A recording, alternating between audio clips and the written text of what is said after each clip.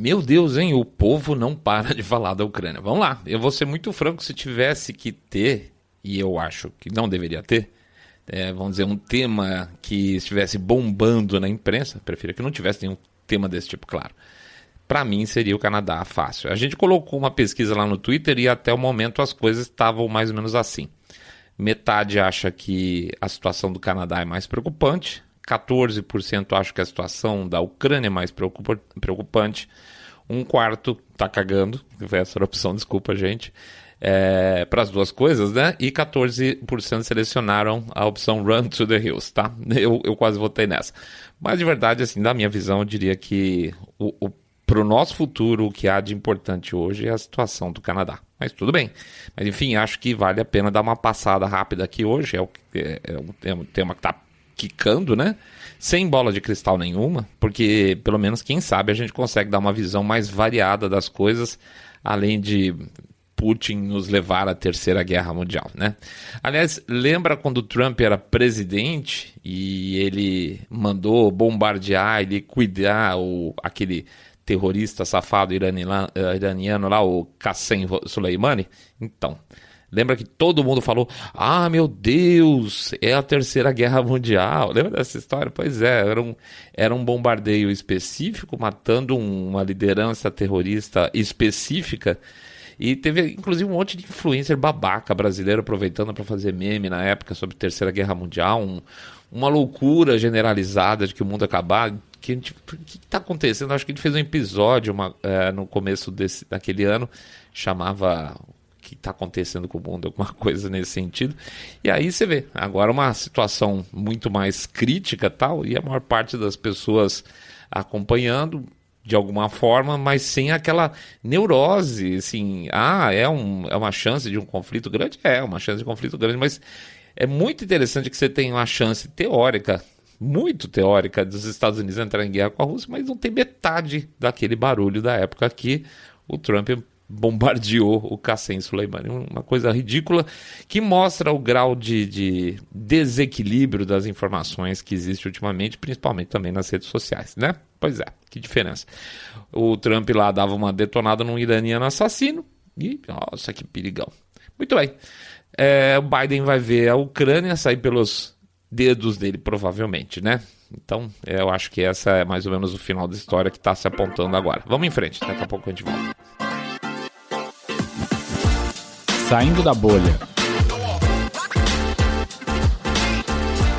Menos notícia, mais informação para você.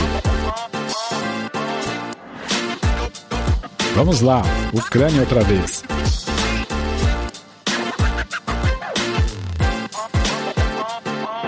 Bem-vindo ao Saindo da Bolha, esse é o nosso episódio 117. Lá vamos nós para a Ucrânia de novo.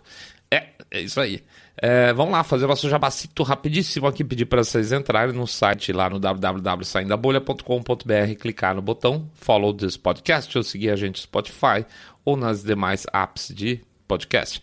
Pede também para seguir, obviamente, lá no YouTube, clicar no sininho, dar o like no episódio, fazer um comentário, e pede também para vocês fazerem o famoso boca a boca sarado, avisando para os seus amigos que vocês estão acompanhando um podcast cabeça direita limpinho, supimpa aqui, detesta, abomina o politicamente correto. Finalmente, e com o nosso Pix, você pode fazer uma doação de 1, 2, 5, 10, 1 milhão de reais. Lembrando que pingado não é seco. Ou aquela super ideia que deram pra gente, R$1 por episódio. Olha aí, o seu Saindo da Bolha agradece e a gente toca o nosso negócio pra frente, tá bom? Vamos lá, jabacito rápido, confuso, vida que segue. Até agora está fácil.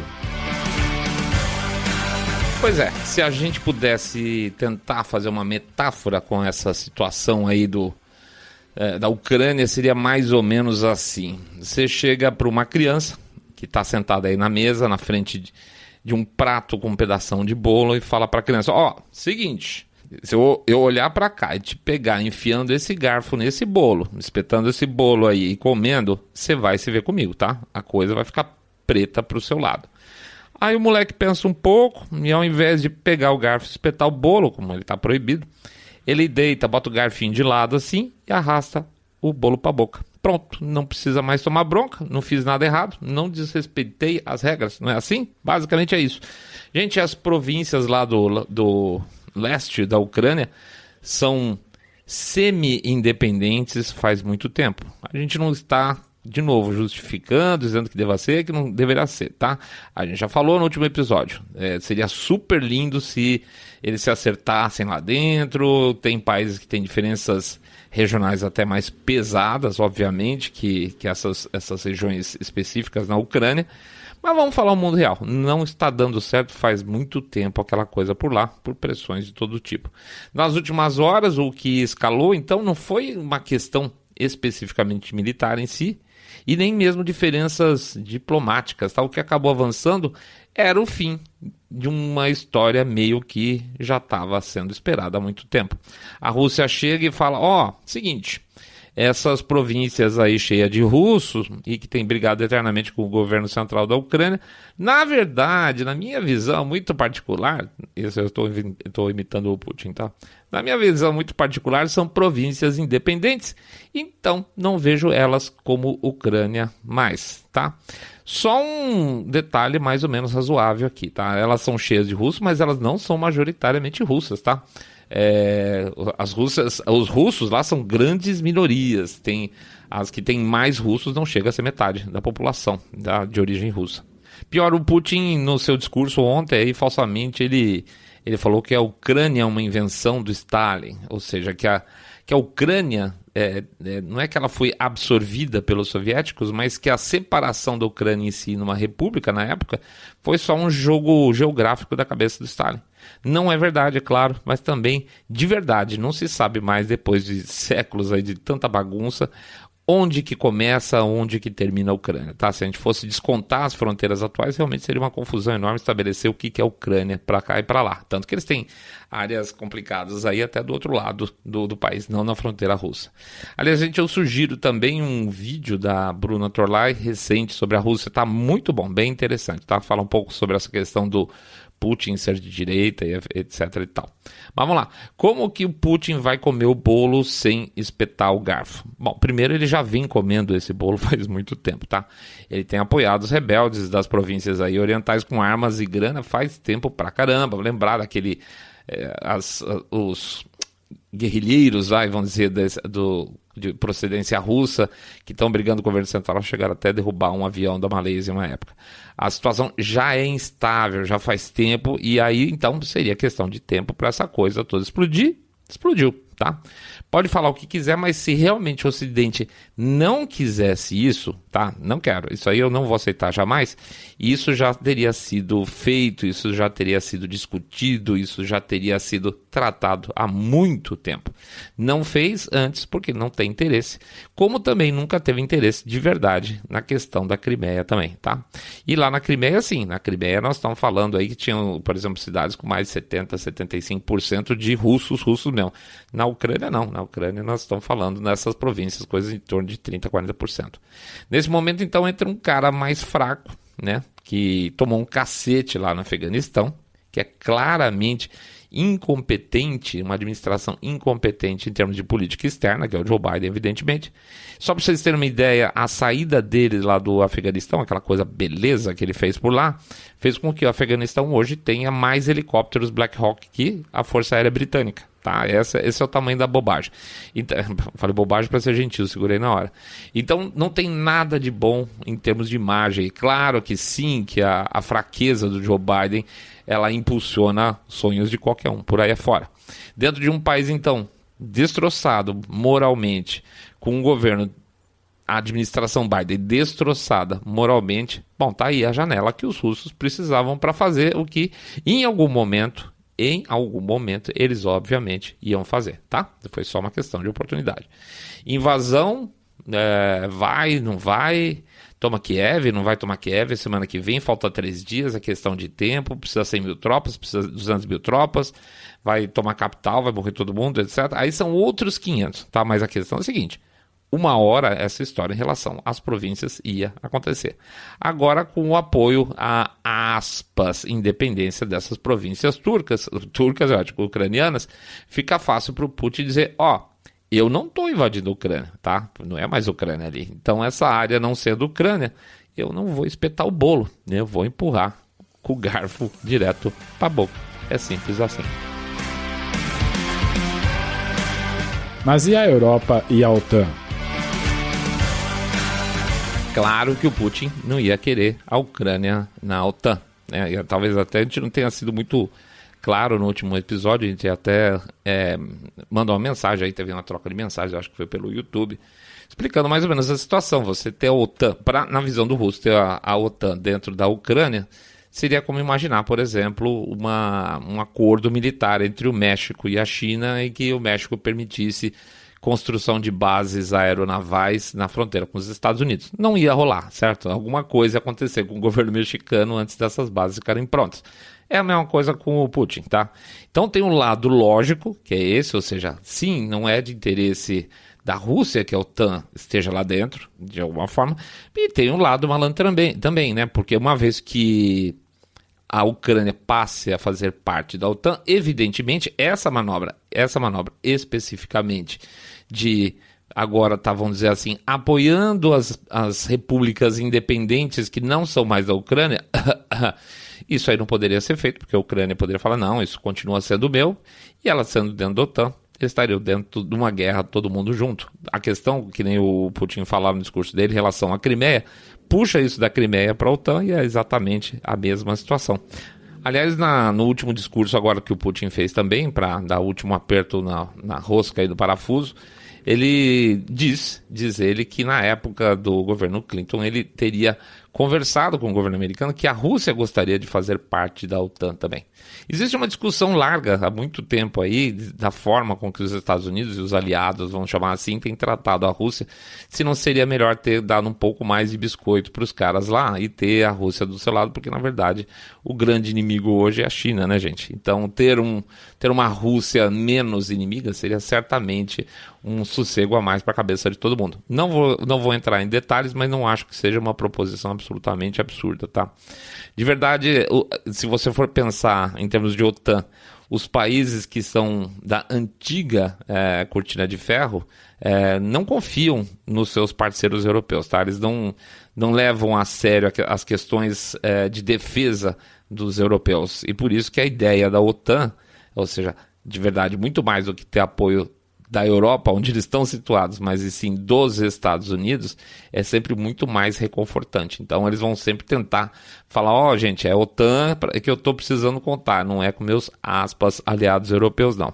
Por outro lado, algumas lideranças europeias, aí o grande vocalizador dessa ideia é o Macron, tem essa percepção de que está na hora da Europa ter a sua força militar independente dos Estados Unidos. Então, em algumas situações, a Europa poderia decidir, negociar, tratar as coisas por si mesma, sem interferência americana, e às vezes, quando fosse o caso, a briga fosse muito pesada, entraria com a OTAN em si. Isso nunca andou muito bem, porque basicamente os europeus nunca se interessaram muito, tanto que eles nunca gastaram muito dinheiro com defesa se comparado com o que os Estados Unidos fazem, inclusive com presença de tropas dos Estados Unidos dentro em forma de rodízio dentro da Europa, né? Hoje mesmo, por exemplo, de verdade, na OTAN, na Europa, só tem força aí de deslocamento rápido, de verdade, França e o Reino Unido, tá? A Alemanha, por exemplo, que é o paizão, é o país mais rico de todos, como a gente viu aí em episódios para trás, não estão muito aí para nada, não estão muito aí para a situação, tanto que nesse conflito com a Ucrânia, quando o pessoal estava mandando armamento para a Ucrânia para eles se defenderem, eles mandaram só capacete, tá? Virou piada, o pessoal lá da área de defesa da Ucrânia perguntou se a próxima vez eles iam mandar travesseiro também, né?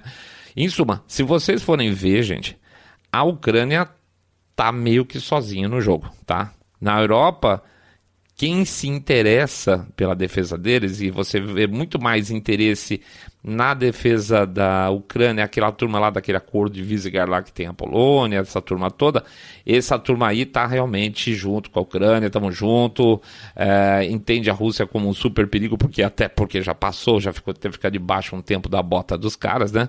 essa turma realmente está apoiando. Mas essa turma que apoia não tem poder de fogo suficiente, tá? Então o que acontece? Você tem que a Ucrânia acaba dependendo dos parceiros europeus que também não têm força e não têm vontade política e da OTAN. Só que na OTAN aí existe a dependência de um Estados Unidos, que é o dono praticamente da coisa toda, mas debaixo de uma administração Biden, tá? Então a Ucrânia, de verdade, gente, tá por ela mesma. Pode falar o que quiser, pode gritar, pode levantar o narizinho, mas infelizmente os caras estão por conta própria. Vocês devem lembrar, inclusive, também, que o Trump, na época que era presidente, ele torcia o nariz constantemente para a OTAN. Ele considerava uma coisa cara, ultrapassada, e principalmente ele tinha uma bronca enorme que os países europeus não contribuíam o suficiente em termos de grana, eles não pagavam a conta, eles queriam o serviço, mas não queriam pagar a conta, lembra disso, né? Ele ameaçou sair, nunca saiu obviamente da OTAN, mas foi sempre foi um calo para os caras ter um presidente dos Estados Unidos falando, isso aqui é uma porcaria, eu não aguento mais pagar essa conta. Talvez, quem sabe, talvez na época, o melhor talvez tivesse sido que o Trump fizesse exatamente o que ele ameaçava. Então, quem sabe, deixar os caras pagarem a conta da defesa própria, não só em dinheiro, mas também com estrutura militar, que eles continuam não tendo até hoje, depois de tudo que aconteceu. E aí, a essa altura, se tivesse uma Europa forte, talvez, muito provavelmente, a gente não teria que estar falando 24/7 de 2 territórios aí num canto da Ucrânia, para quem ninguém nunca ligou. Nunca ligou. Nem eu, nem você, nem os americanos, nem os europeus, tá? Talvez até parte dos ucranianos também. E que já sofre, gente. É uma turma que já sofre com uma guerra interna de muitos e muitos anos. Então, assim, quem sabe se fosse considerado aí um conflito europeu, os europeus tivessem alguma independência militar hoje, as coisas já não tivessem sido resolvidas há mais tempo. Pode ser. Quem sabe, né? É isso aí, pessoal. A gente agradece a presença de todo mundo. Voltamos no domingo agora. Pedindo antes, então, vamos lá. Entre lá no site www.saindabolha.com.br, clica no botão Follow this podcast. Pede também para entrar no nosso canal no YouTube, dá o likezinho, sininho, aquela coisa toda. Faça um comentário, o que vocês acharam. Pede também, por favor, para vocês darem um share nas redes sociais e fazer o famoso boca a boca sarado quando vocês vão contar para seus amigos que vocês estão acompanhando um podcast cabeça direita limpinho supimpa que detesta o politicamente correto. Pede para anotar também, por favor, nosso endereço no Telegram, bit.ly/Telegram/Bolha, bit.ly/Telegram/Bolha. E finalmente lembrar que a gente tem um Pix, né? O Pix a gente deixa sempre o código nos programas aí nas diferentes redes sociais. E para quem acompanha pelo YouTube tem o QR Code lá. Doação? Estamos aceitando qualquer coisa. 1, 2, 5, 10, 1 milhão de reais. Lembrando, gente, que pingado não é seco. E lembrar também da ideia que mandaram pra gente. R$1 por episódio. A gente topa, a gente fica muito feliz, tá bom? Vamos lá, resto de semana andando pela frente ainda. Muito trabalho pela frente, não acabou. Fiquem todos muito, muito mais super bem. Saindo da bolha.